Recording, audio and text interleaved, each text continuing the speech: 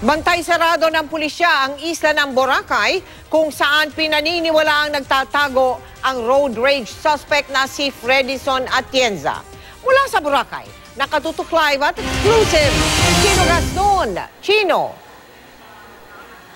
Mel, nandito na nga sa Boracay Island itong mga tracker teams ng Quezon City Police District at ang kanilang pakay ay hanapin si Fredison Atienza, ang suspect sa pamamaril ng isang motorista noong February 25 sa Quezon Avenue sa Quezon City.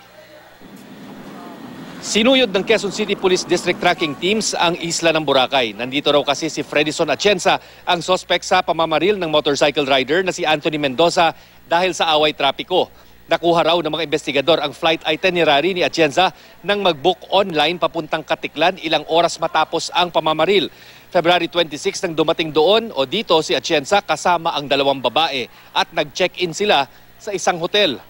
March 1 daw dapat ang return flight nila pabalik ng Manila pero nag-check out raw nang pumutok ang balita at nag-book ng flight papuntang Clark noong February 28.